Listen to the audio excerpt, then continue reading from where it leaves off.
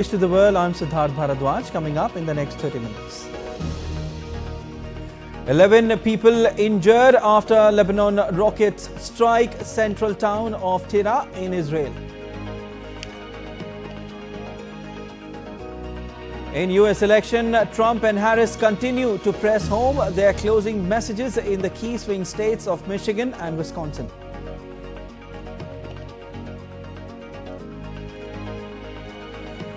Death toll reaches 205 after devastating flash floods wreak havoc in eastern and southern parts of Spain.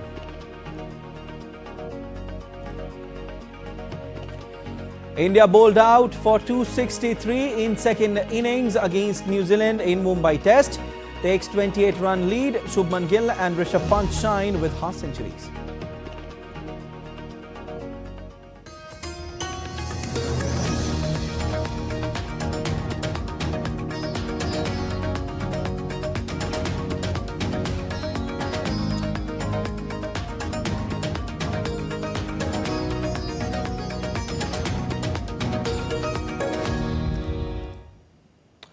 At least 11 people were injured as a rocket launched from Lebanon hit a house in central Israel.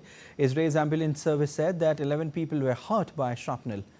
Air raid sirens continued to sound in northern Israel as rocket fire from Lebanon continued. Some of the projectiles were intercepted by the Israeli military.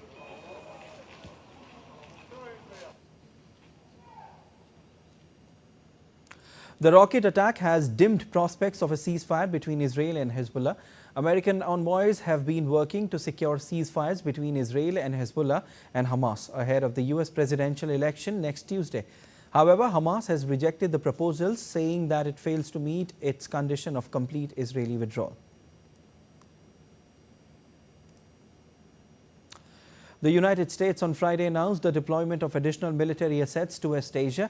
The Pentagon said that US will deploy B-52 bombers, fighter jets, refueling aircraft and Navy destroyers. The latest deployments would take place in the coming months. The decision comes as the USS Abraham Lincoln aircraft carrier and its accompanying warships are set to depart the region soon. The move aims to maintain a robust US presence amid ongoing conflicts involving Israel, Hamas and Hezbollah. The Israeli army on Friday claimed that it had eliminated one of Hamas's last high-ranking members. The IDF said in a statement that al-Din Qassab, a member of Hamas's political bureau, had been eliminated during an airstrike in the southern Gaza town of Khan Yunis. Israel described Qassab as one of the last surviving high-ranking members of Hamas, responsible for coordinating with other groups in Gaza.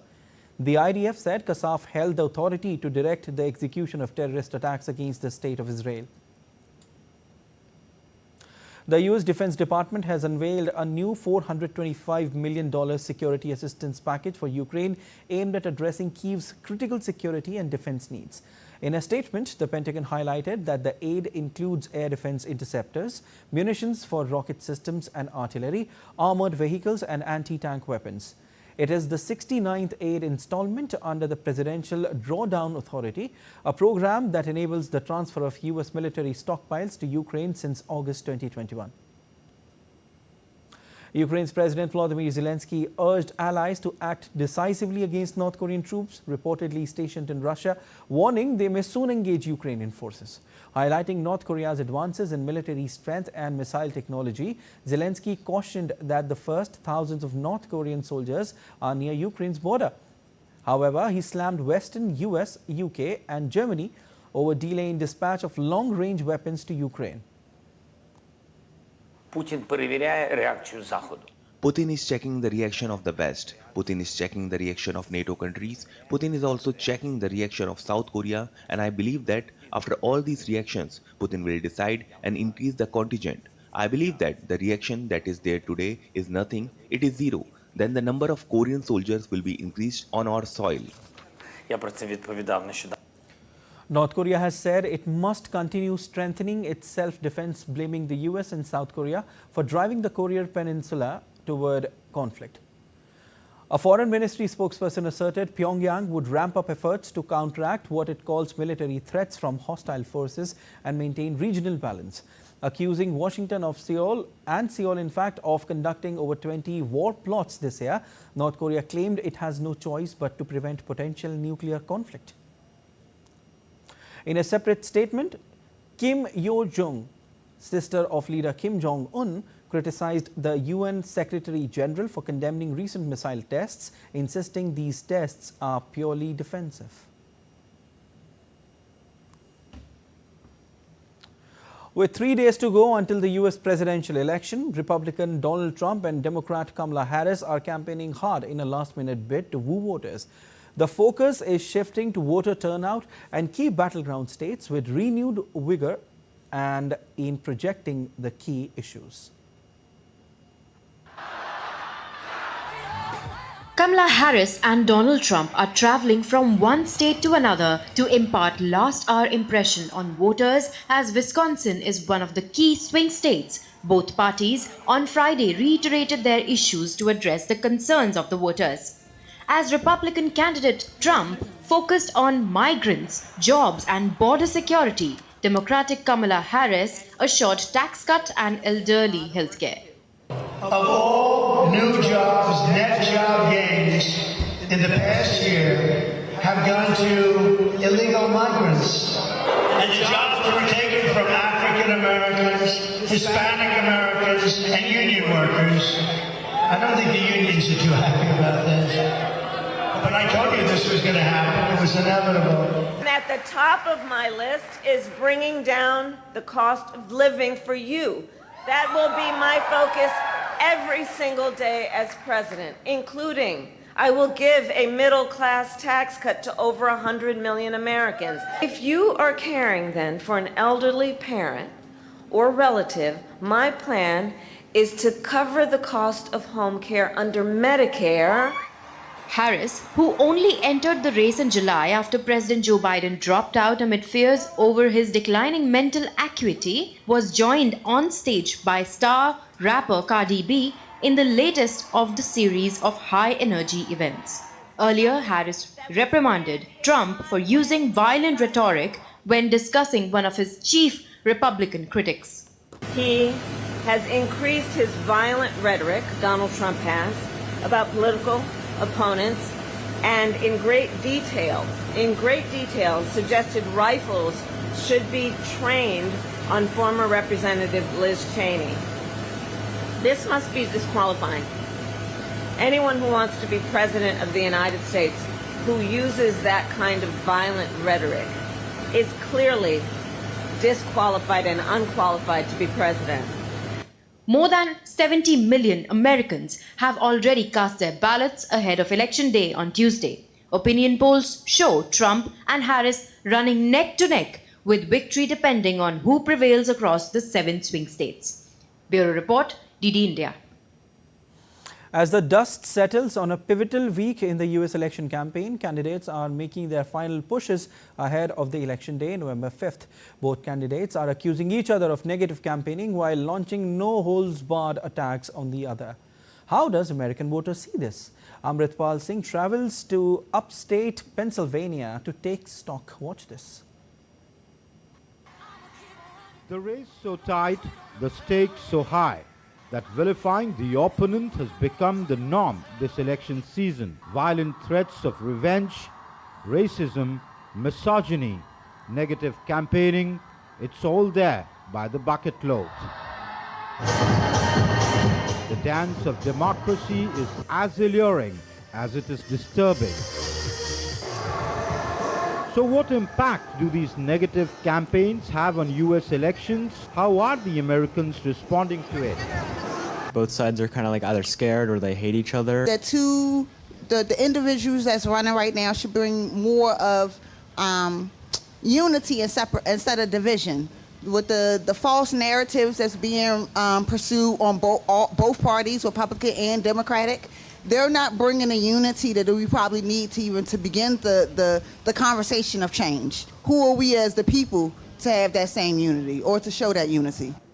Political watchers say it's so because the stakes this time are very high for both sides, especially in the swing states. Both campaigns themselves are, making a very strong presence here in Pennsylvania, because Pennsylvania is absolutely required for either that wants to win this. Democrats are very concerned that their base might not come out. Republicans are also making their campaigns on. If hardcore Republicans are charged up. It's very interesting. I was very surprised when I saw it. It says Republicans for Harris Walz, clearly pointing out that they are trying to woo voters, win over voters from the other side to win this election. It's that close, it's that tight, and swing states like Pennsylvania could indeed decide who sits in the Oval Office for the next 4 years. With cameraman Sanjay Jena, this is Amritpal Singh for DD India in Collegeville, Pennsylvania. U.S. President Joe Biden addressed a gathering in Philadelphia on Friday. Biden hailed his record of creating jobs, saying he has had the best record of any president, adding that he is only president to have walked a picket line. I'm honored to be considered the most pro-union president in American history, and I'm proud to be the first president to walk a picket line.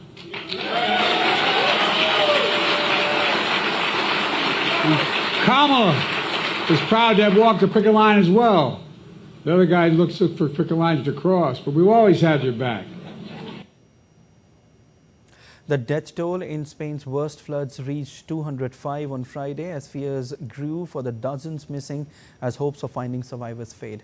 The floods have tossed vehicles, collapsed bridges and covered towns with mud since Tuesday, our European country's deadliest such disaster in decades.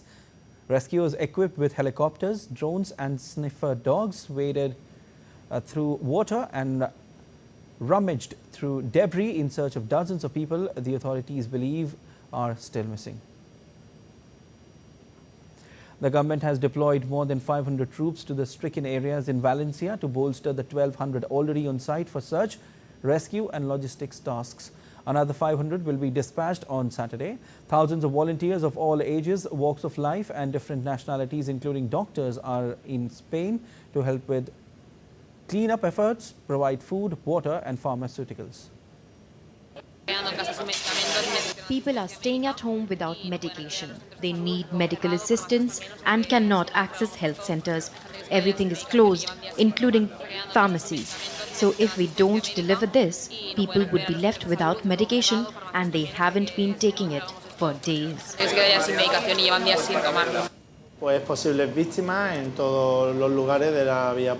Search for possible victims in all places on public roads, shops, houses, where we are required, and we have to inform the judicial authority so that they can take charge of the recovery. Our job is to be where we need to be, but the truth is that the magnitude of this event is devastating. A recuperar y entregar a sus seres queridos, pues, la persona. With the dynamics of climate changing world over, a report has found that climate change played a role in the catastrophic floods in Spain. An analyst from Climameter, the organization behind the report, said that climate change contributed to the intensity of the precipitation that triggered the floods. Officials said the death toll is likely to keep rising. It is already Spain's worst flood-related disaster in modern history and the deadliest to hit Europe since the 1970s. Change played a role in the intensity of the precipitation that led to the floods. So that's the main result, up to 7 millimeters per day, more precipitation than in the past. So we basically compared similar storms in the present and in the past. So in the present meaning from 2002 until today, and the past is from 1979 to 2002. So basically, we've already seen that climate change already played a role in increasing the intensity of the precipitation only in the last 50 years of data that we have. The world's biggest nature protection conference has agreed in Cali, Colombia on Friday to create a permanent body to represent the interests of indigenous people under UN's Biodiversity Convention. Representatives of indigenous peoples, many in traditional dress and headgear, broke out in cheers and chants as 196 countries agreed on a subsidiary body dedicated to matters of relevance to indigenous peoples and local communities. It was the first major breakthrough for the 16th Conference of Parties, the COP16, to the UN's Convention on Biodiversity, which opened in Cali nearly 2 weeks ago and went deep into extra time Friday as delegates clashed on ways to raise funding for plans to preserve nature. And let's see what's happening in the world. A concrete roof above the entrance of a railway station in the northern Serbian city of Novi Sad collapsed on Friday, killing at least 14, with more feared buried under the rubble. The rescue operation is underway to clear the fallen concrete and search for bodies and survivors at the train station in the Serbian city. As tensions loom between police and protesters in Bolivia, former President Evo Morales called for dialogue with the government to address the social and political divisions that have emerged since his departure from office. Ex-Bolivian President Evo Morales has asked the supporters to remove roadblocks but declared a hunger strike until the government agrees to negotiate.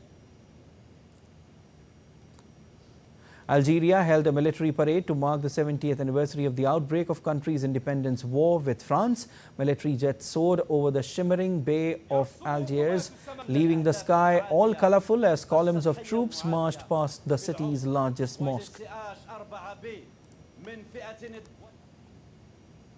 And still to come on this edition of DD India Live. India's Prime Minister Narendra Modi and Greek PM Kyriakos Mitsotakis reaffirmed their commitment to strengthen strategic partnership between two countries. India's Minister of External Affairs Dr. S. Jaishankar met his counterpart from Thailand. Vinicius Jr. and Rafinha to lead Brazil's squad for World Cup qualifiers. Neymar still out.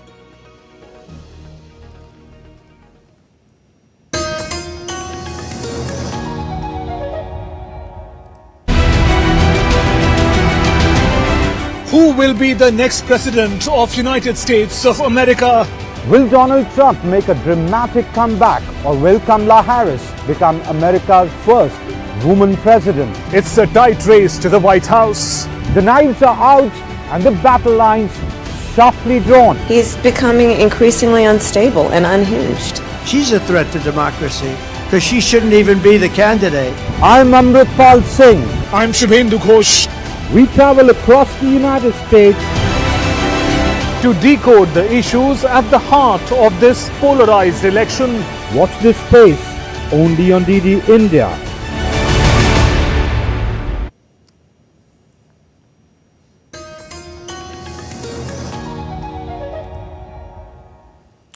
You're watching DD India Live. I'm Siddharth Bharadwaj. India's Prime Minister Narendra Modi and Greek PM Kyriakos Mitsotakis have reaffirmed their commitment to strengthen strategic partnership between the two countries. In a telephonic conversation, both leaders appreciated the momentum generated in bilateral ties through recent high-level exchanges. They agreed to deepen collaboration across trade, defense, shipping and connectivity. The two leaders also exchanged views on various regional and global issues of interest, including IMEC corridor and developments in West Asia. In his call, Prime Minister Mitsotakis congratulated Prime Minister Modi on his re-election following the general elections in India. In a post on X, Prime Minister Modi said that Greece is a valued partner for India within the EU as well. And India's Minister of External Affairs, Dr. S. Jaishankar, met his counterpart from Thailand, Maris Sangiam Pongsa, in New Delhi today. The two leaders discussed India-Thailand ties, multilateral cooperation and regional developments.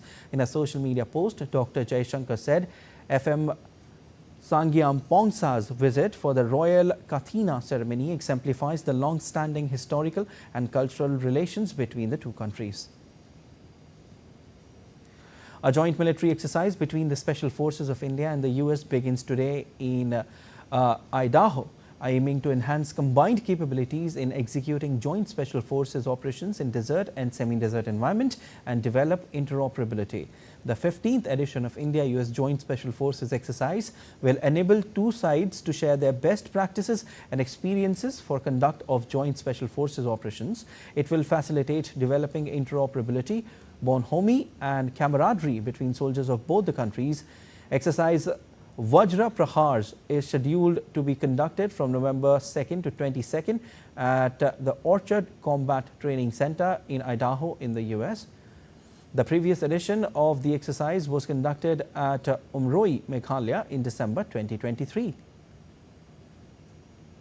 India and China look like they are sticking to their deal to pull back their soldiers from positions of confrontation at the de facto border in eastern Ladakh region, following an agreement to do so more than 4 years after friction between the two neighbors led to troops clashing fatally in the Galwan Valley. Sources say progress has been made now with the resumption of patrolling at one of the disputed points. Here's a report. Images of bonhomie and exchange of Diwali sweets after over 4 years between Indian and Chinese troops at different points of the line of actual control on Thursday. These were followed closely by another positive development related to the ongoing disengagement process the next day. Sources said patrolling by Indian troops in Demchok in eastern Ladakh resumed on Friday. Patrolling at another friction point of Tepsang is expected to begin soon as well. India's Defence Minister Rajnath Singh, while visiting the state of Arunachal Pradesh on Diwali, had indicated that the disengagement process with China will soon be completed and it will also be taken forward. गलेशी पर कुछ क्षेत्रों में conflicts को resolve करने के लिए भारत और चीन के बीच डिप्लोमेटिक और मिलिट्री दोनों ही लेवल्स पर बातचीत हो रही थी।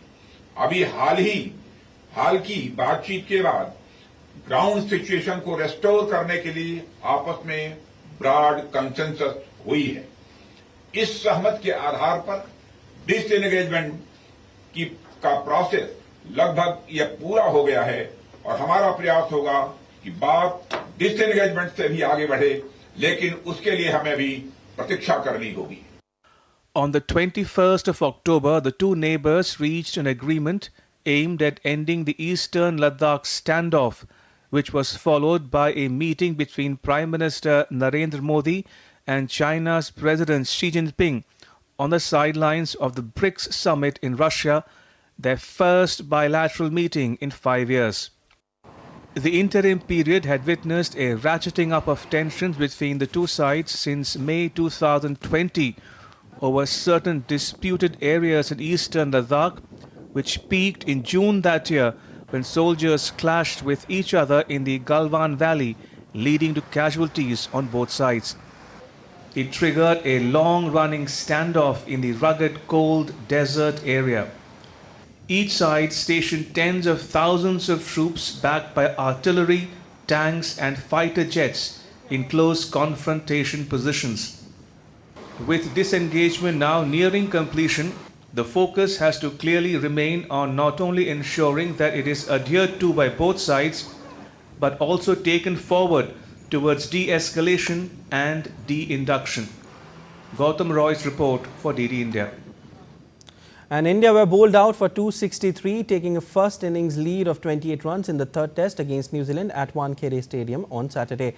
Shubman Gill top scored with 90 and Rishabh Pant slammed 60, and in reply, left-arm New Zealand spinner Ajaz Patel picked up 5-wicket haul to bring the visitors back in the game. He finished with figures of 5 for 103. Washington Sundar led India's fight back towards the end with 38 not out, but New Zealand restricted the hosts to a low score.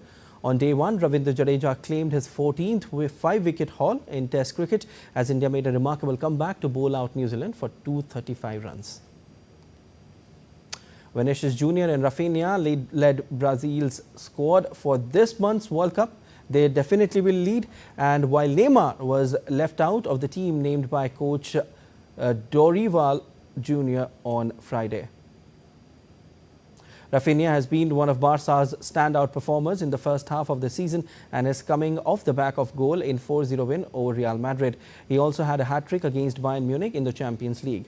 Vinicius Jr. will return to international action after missing last month's qualifiers with a neck injury, while Real Madrid teammate Endrick was left out. Brazil, who are fourth in South American standings with 16 points, play at Venezuela on November 14 before hosting Uruguay 5 days later. Paragliding World Cup 2024 is going on in Himachal Pradesh's Bir Biling, which is Asia's highest and one of the world's best paragliding sites. Pilots from across 31 countries will compete at the Paragliding World Cup. Of the 148 applicants, 105 pilots from 32 countries have been shortlisted for the completion so far. There will be practice session on Saturday and completion tasks will be given from Sunday. Paragliding World Cup Association said that complete security and safety arrangements have been done to ensure smooth conduct of the competition. Tournament will culminate on November 9th.